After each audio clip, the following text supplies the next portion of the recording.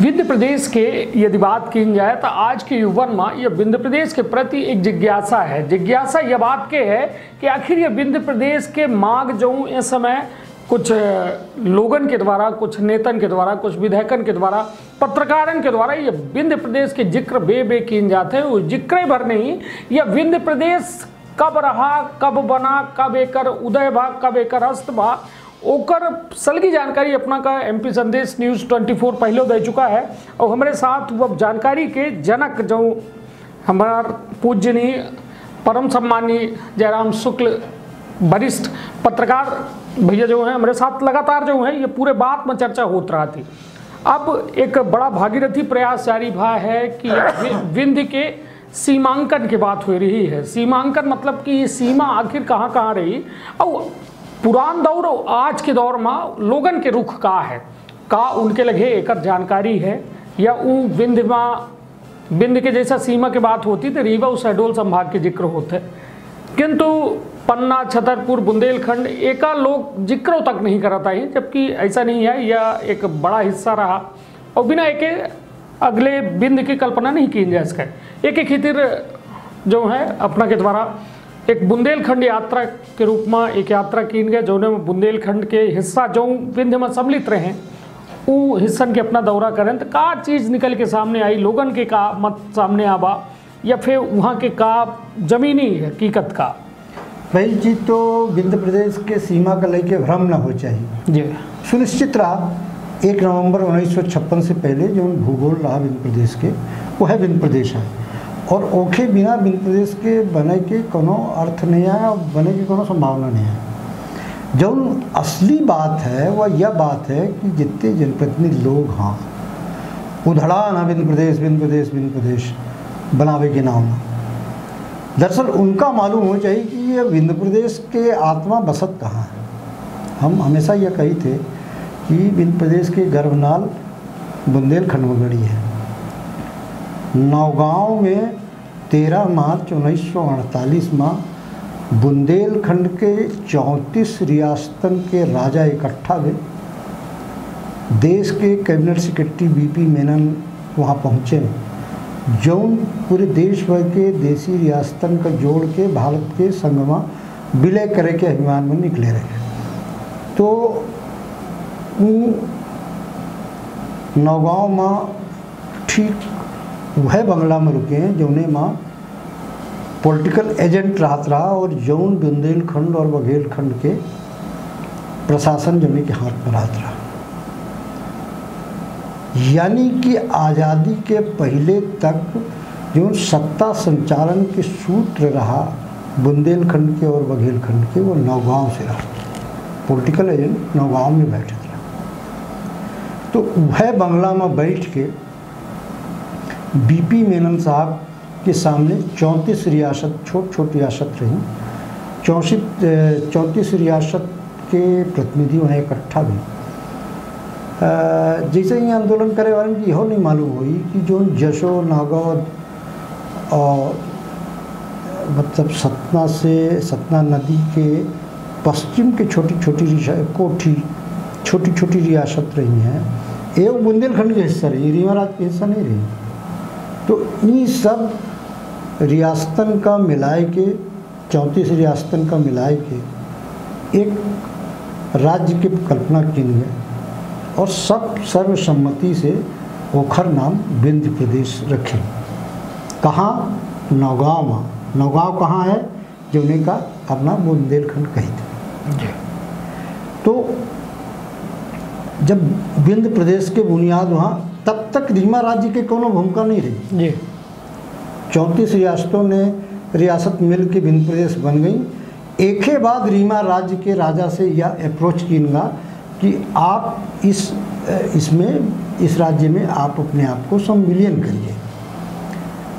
BP Menon साहब की एक किताब ही unification of the Indian state, वो में पूर्ण वृतांत लिखे हैं, पूरी डायरी एक पल की घटना कैसन राजन के जोड़े के विरोध करी के समर्थन में रहा।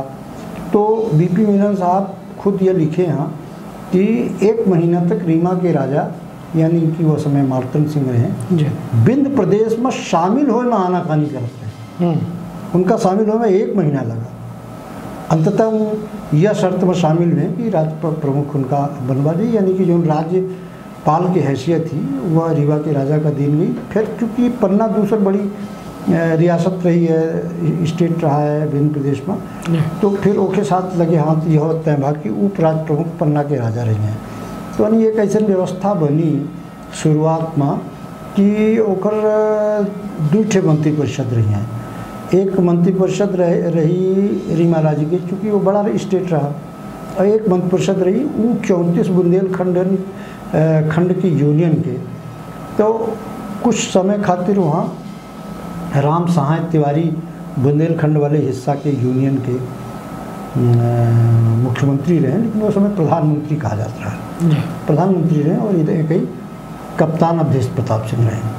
फिर बाद में कामता प्रसाद सक्सेना जो चरखारी रियासत से प्रतिनिधित्व करते रहे। यह जानना चाहिए कि चरखारी अब उत्तर प्रदेश में है जी।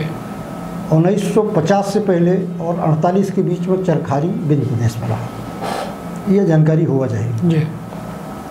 तो यह मेर के रहा। फिर 1950 में जब पहला आम चुनाव हुआ, तो पहला आम चुनाव में फिर पूर्व पार बिंद प्रदेश बन गया। यद्यपि 1950 से पहले चूँकि बुंदेलखंड एक अलग इंटाइटी के रूप में रहा और बघेलखंड अलग इंटाइटी के रूप में रहा, और दोनों मिलाए कि बिंद प्रदेश बनत रहे, तो एक खींचातानी दोनों इंटाइटीज़ में होत रही और नेतन में। और फिर नई नई आज़ादी मिली रही, नवा नवा स्टेट रहा, नवा ताकत रही, तो भ्रष्टाचारों के आरोप लगे। उन बहुत विस्तार से जाए जरूरत नहीं है, लेकिन यह बात दिल्ली तक पहुंची कि मंत्री भ्रष्ट हैं, अराजक हैं। जनता जो ने उम्मीद के साथ आज़ादी के प्रतीक्षा कीने रही वो उसे वो तक नहीं पहुंच रही है। तो सरदार पटेल कोशिश करें कि एक भंग कर दी जाए। 2 विचार आई। एक विचार आवा कि अब बिंद प्रदेश का भंग कह के एक मध्य प्रांत में उत्तर प्रदेश में विलीन कर दी जाए, और एक विचार आवा कि एक केंद्र शासन के अधीन ले ली जाए। तो केंद्र शासन के अधीन कुछ वर्ष, 1 वर्ष के आसपास बिंद प्रदेश रहा। लेफ्टिनेंट गवर्नर यहाँ पे बैठा दिए थे।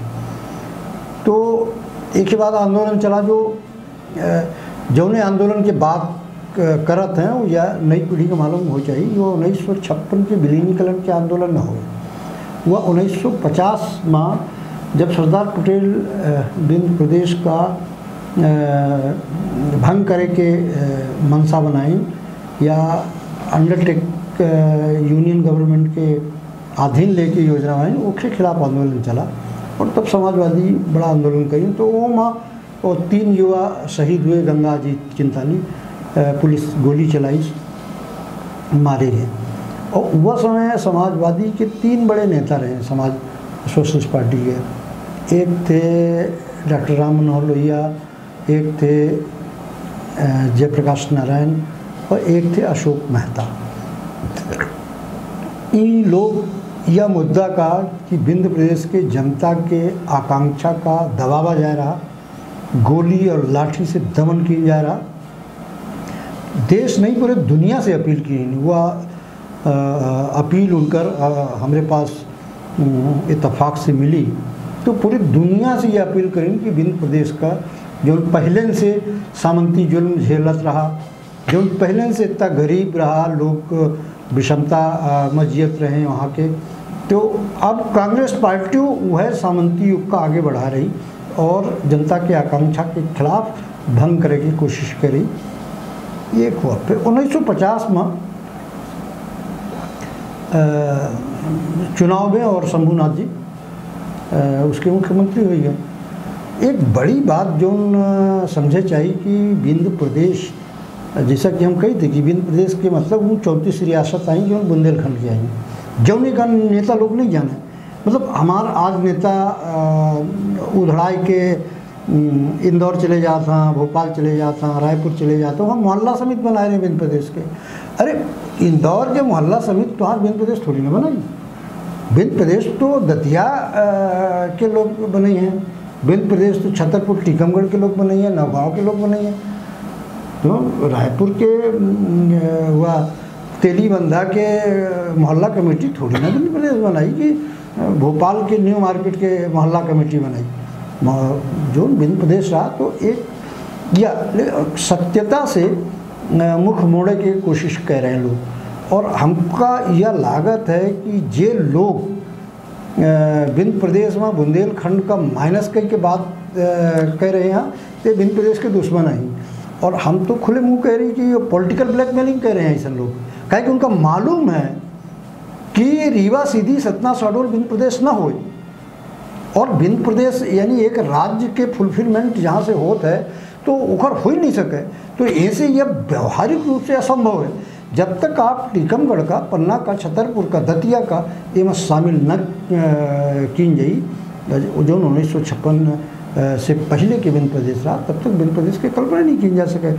अब हम बचे बुंदेलखंड के हिस्सा में करीब 5-6 दिन के दौरा की यात्रा की बड़ी मतलब अटेंडम यात्रा रही। कोनो वहाँ के लोगों का बताए कि नहीं जानते या कोनो ऐसा योजना उन लोगों की देने में कि हम पचे यही और आपसे बात करी। उद्देश्य ये रहा कि हम लोग रेंडम जाएंगे और जन सामान्य से पूछेंगे कि बिंद प्रदेश के बारे में उन का जाना था, उनके हृदय में का भावना है। बाबूलाल दाहिया जी जे अच्छे लोक संस्कृति के ज्ञाता हैं, पद्मश्री हैं, वो हमारे साथ रहे। वन संरक्षण और पर्यावरण प्रकृति के बारे में डॉक्टर SP तिवारी जो रिटायर्ड CF हैं वो हमारे साथ रहे, क्योंकि बक्सवाहा के एक बड़ा इशू रहा। केन बेतवा लिंक जोड़े के बाद चल रही, फिर पन्ना छतरपुर टीकमगढ़ वो बुंदेलखंड का हिस्सा सूखा और अकाल से पिछले कई एक साल से ग्रसित रहा। तो हम लोग एक अध्ययन दल के रूप में बुंदेलखंड का नए सिरे से जाने की कोशिश की गई। तो हम लोग पन्ना गए। पन्ना में कैप्टन जयपाल सिंह से मिलन। कैप्टन जयपाल सिंह मोतीलाल वोरा के गवर्नमेंट में यानी कि 85 से 90 के बीच में बहुत प्रभावशाली नेता रहे, मध्य प्रदेश के गृह मंत्री रहे। तो उनसे बात उनके सामने रखा गया। तो जयपाल सिंह तो जब 10 मार्च 2000 में जब विधानसभा के संकल्प पेश हुआ और फिर एक खुला अधिवेशन कीन गया तो वो में शामिल रहे, यानी कि बिंद प्रदेश के वो अच्छे खासे समर्थक रहे। कैप्टन जयपाल सिंह बहुत वृद्ध हाँ, स्वास्थ्य ठीक नहीं रहा, लेकिन उनका भावना बिंद प्रदेश के साथ हमका मिली। पन्ना में श्रीकांत दुबे जो कांग्रेस के भूतपूर्व विधायक पिछले टेन्योर में रहे, उनसे मिले। कुसुम महदेव से मिले। तो इन लोगों के हृदय में अभी भी बिंद प्रदेश के छाया, बिंद प्रदेश के छाप के प्रति स्नेह प्रेम है। एक बाद रात के खजुराहो में रहे, वहाँ के लोगों से मिले, फिर छतरपुर में रहे पूरे दिन, फिर टीकमगढ़ गए, फिर ओरछा में एक रात बिताई। तो इस तरीके से लोगों से हम बचे मिलत मिलावत तमाम ये सब गए। तो एक नई कहानी याद आई जो लोगों का नहीं मालूम है और नई पीढ़ी का मालूम हो जाए। ये बिंद शब्द आवा कहाँ से, ये की बिंद प्रदेश के साथ बना। तो यह लोगों का जाने चाहिए कि यह जो विंध्यवासिनी देवी हैं ये बुंदेलन के कुल देवी हैं, आराध्य देवी हैं। मूलतः ही गहरवार राजा हैं बनारस के। तो कोनो स्थिति भाई भाई की विवाद के बनी, तो एक भाई हैं वो अपने आप का विंध्यवासिनी के मंदिर में जाए के अपने सिर के आहूत दे के संकल्प ले ली, और जैसे ही तलवार उठाई ऐसे जनश्रुति है। तो जैसे फिर देवी उनका हाथ पकड़ ली। तो जब हाथ पकड़ लिए तो थोड़ी सी तलवार की धार उनके मस्तक में लग गई। तो बूंद बूंद खून जो है तो हवन कुंड में गिरा। तो वो जो बूंद बूंद खून हवन कुंड में गिरा, वहीं से बुंदेला शब्द पैदा हुआ। मूलतः इन गहरवार आई, जैसा रीमा के राज्य के राजा सोलंकी आई, मूलतः बाद में यहाँ आए तो बघेल हुई है, वही में के जो बुंदेल हाँ वो गहरवार आई। और बनारस राज्य से जब ये क्षेत्र में आए तो फिर उन बुंदेलाइयों के पीछे ये जनश्रुति है। तो बिंद शब्द और विंध्यवासिनी और बिंद शब्द बहुत प्रेम करा था बुंदेलखंड के लोग, ऐसे कि उनका आस्था के ये विषय है। बहुत से लोग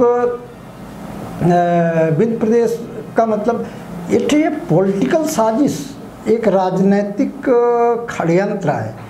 अब ये षड्यंत्र कांग्रेस भी करा थी, यह षड्यंत्र भारतीय जनता पार्टी भी करा थी कि विंध्य प्रदेश के मतलब रीवा के साथ जोड़ दिया जाए। तो रीवा के बगल में सीधी है, रीवा के बगल में सतना है। अब शहडोलों को विंध्य के साथ जोड़ने की कोशिश नहीं करें। अभी कमलनाथ जो बयान दी अजय सिंह राहुल के लेके, तो वो मऊ शहडोल काटे कि विंध्य हमारे साथ दे तो हम 24 सीटन में यदि हमका पर्याप्त समर्थन मिल जाता हमारा सरकार ना गिरत। तो कमलनाथ के विंध्य तो 2-3 जिला है, तो यही में शिवराजन सिंह के विंध्य 2-3 जिला है।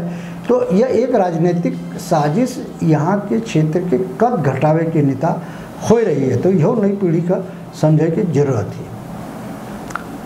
तो निश्चित तौर पर यह ज्ञान के जो अथाह भंडार है अपना के लगे वह निश्चित तौर पर कहीं कि देखिए विंध्य के आज युवा पीढ़ी जो बतावागा जे उनके सामने जो मैं चर्चा कही दी वह मान लेते कि उतनी विंध्य के कहानी है, जबकि बड़ा गौरवशाली ये विंध्य के इतिहास है। और यह इतिहास में हमेशा अनेकता में एकता के भाव देखने का मिला है।